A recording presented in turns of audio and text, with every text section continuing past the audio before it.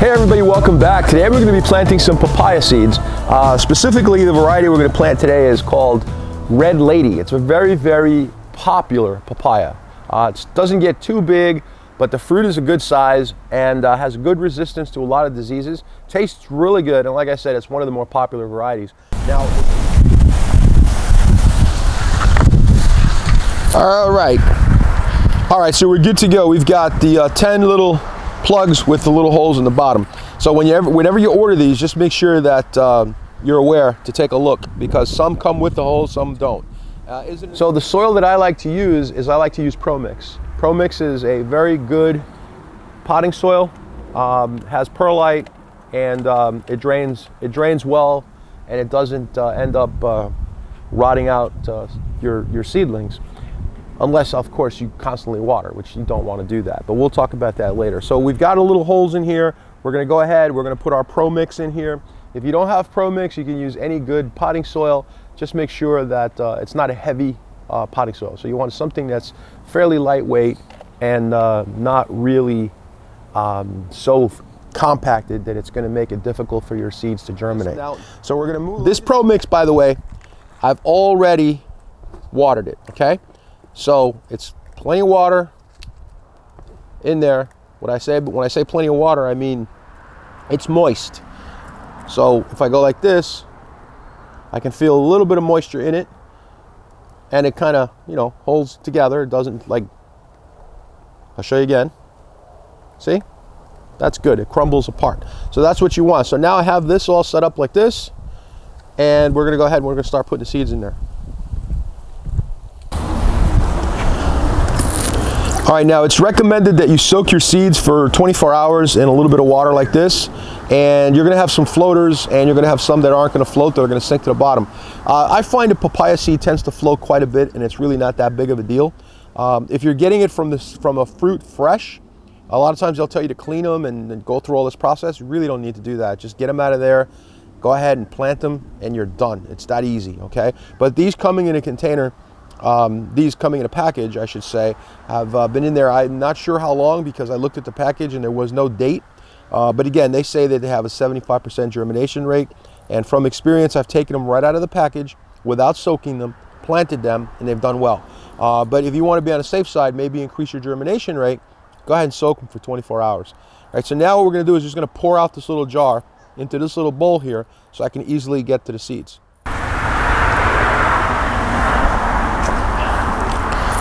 All right, so our seeds are in here. They're floating around. I'm not going to really worry about whether they float or whether they sink, because I've done this a million times and they germinate just fine. Like I said, about 75%. So I've got my little tag which says Red Lady. You can just use a Sharpie. I go ahead and I just do this here like this. I'll do this to all of these little tiny little pockets, okay? These little liner trays. This, all right, and then we'll just go ahead and we'll just grab one, and we'll go one at a time. Make sure it's in there. Push it down there, make sure it's in there and it doesn't stick to your finger.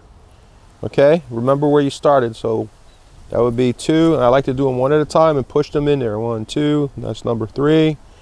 All right, and then we're just going to go around like that. Number 4, make sure it's in there, because if you look carefully, you'll know it's there. If you don't look, it'll end up falling and you'll never know, and you'll say, oh my God, no seeds germinated. Those seeds were terrible. Or Peppy gave me bad advice. Maybe. You never know, right? Actually, you guys try this stuff. Be careful how you do it. Just pay attention and you'll get great germination. Again, it's probably a good idea to soak the seeds in water 24 hours, but I've done it without soaking them for 24 hours, and I've gotten, like I said, really, really good germination. So I'm happy with that. So now I've got my 10. Make sure I can feel it, that it's in there. Make sure it's not stuck to my finger, because that's an easy thing to do. And then I will just do the other one, and we'll be good to go. All right, so here you have it. You've got 10 Red Lady seeds planted right in this little liner tray. We remember, don't forget, we put holes in the bottom of it. We planted them 1 per cell, okay? We put the name on here and we put the date on the back. Now, the next step that's very important is that you realize that you want to keep them moist, but you don't want to keep them soaking wet constantly, just moist. And you do want to keep them warm. Another thing you might really be careful about is sometimes birds will come around. If you just place these on your tables or out in your yard somewhere, you know, in a place that I recommend is not direct full sun, you should probably place it in a place where it's filtered light, protected from anything falling on top of it or animals knocking it over, okay? So I like to use a container. I like to put them in a container. I'm going to show you what I mean by that in just a minute. Also remember, do not fertilize. There's no need to add any fertilizer to these until they've gotten well on their way to developing a couple of leaves, and then it would be just a little bit of fertilizer, okay? So teeny little bit of fertilizer is all they need. Once they begin to mature and you're actually growing your papaya, you do want to grow it during the warmest time of the year. You want to make sure it's in well-drained soil, and you definitely want to fertilize almost every month because they're heavy feeders, okay? That's really important. So let me show you the other step that I'm going to take to protect these and make sure that we get much better germination. All right, so now you see this large container I have over here, and what I've done is I like to use these because, like I said earlier, I want to protect these seedlings and I want to keep them pretty warm, okay?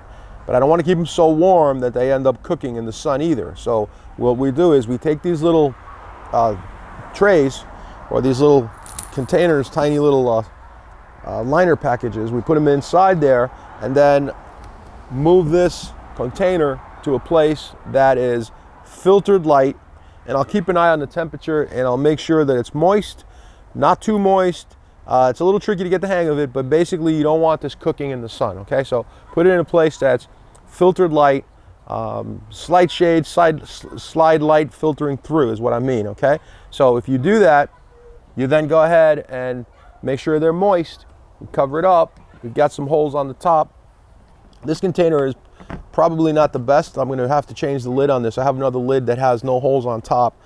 Actually, the container has to be changed too, because I'll need these containers to have lots of holes here so we can get air to go out. The reason that I don't like the holes on the top is because if I get rain, this will start dripping down right onto each individual cell, and it'll just erode the soil and it'll just mess everything up in there, and the seed will probably not germinate.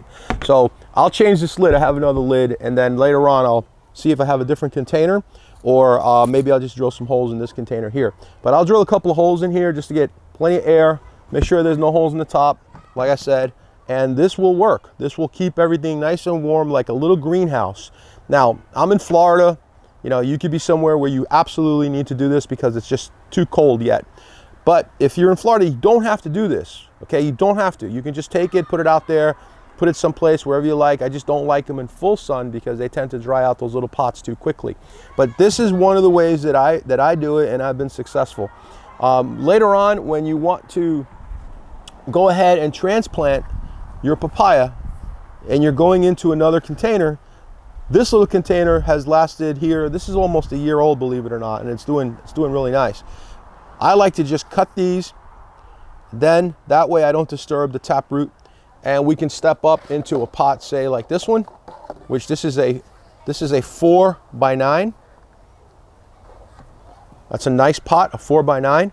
Now this is not all the way up to here. This is actually right there to the soil level. So you can see that I'll be able to plant it, add plenty of soil, and I'll have a really nice, healthy papaya plant growing in this pot. Now, after it's matured in this pot and it's doing well, you can then cut this pot, or sometimes you can squeeze it out of here carefully, very carefully, and then you can plant it, and you'll be doing great with it, okay?